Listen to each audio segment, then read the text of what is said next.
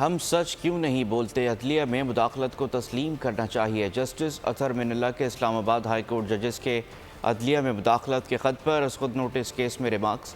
کہا کہ مداخلت ہوتی ہے، اس کا علاج بتائیں، جو کہ ہائی کورٹ کے جج نے کہا ہے۔ چیف جسٹس پاکستان نے کہا کہ اس دلیل سے اتفاق نہیں کرتا اور واضح کرنا چاہتا ہوں کہ اگر ایسا ہے تو آپ کو یہاں بیٹھنا نہیں چاہیے۔ ایسا کہنے والے جج کو یہاں بیٹھنے کے بجائے گھر چلے جانا چاہیے۔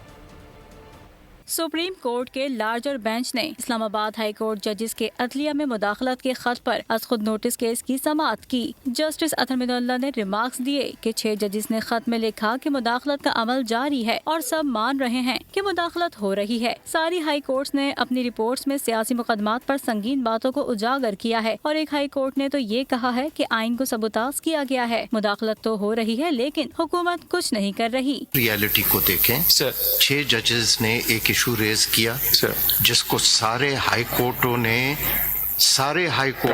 نہ صرف انڈورس کیا، انہوں نے کہا ہمارے ساتھ بھی ہو رہی ہے۔ ان 6 ججز کے ساتھ اس پیریڈ میں ہوئی کیا ہے؟ They've been treated as an accused۔ Chief justice قاضی فائز عیسیٰ نے کہا کہ وہ اس دلیل سے اتفاق نہیں کرتے اور واضح کرنا چاہتے ہیں کہ اگر ایسا ہے تو آپ کو یہاں نہیں بیٹھنا چاہیے۔ ایسا کہنے والے جج کو یہاں بیٹھنے کے بجائے گھر چلے جانا چاہیے۔ عدالت کے پاس توہین عدالت کا اختیار ہوتا ہے۔ جسٹس اطہر من اللہ نے کہا کہ آپ ماتحت عدلیہ کے جج سے وہ توقع کر رہے ہیں جو سپریم کورٹ کے جج نہیں کر سکتے۔ ہم خوفزدہ کیوں ہیں؟ سچ کیوں نہیں بولتے؟ ہم نے 76 سال جھوٹ بولا ہے۔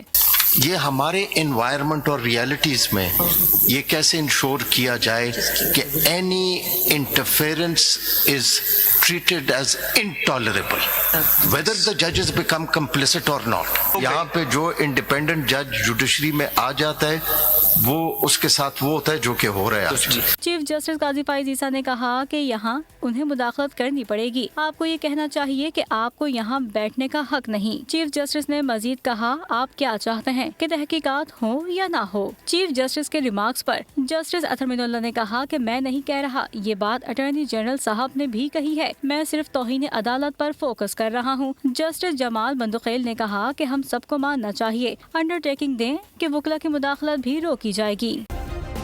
سبسکرائب کریں اور بیل دبائیں تاکہ کوئی خبر رہ نہ جائے۔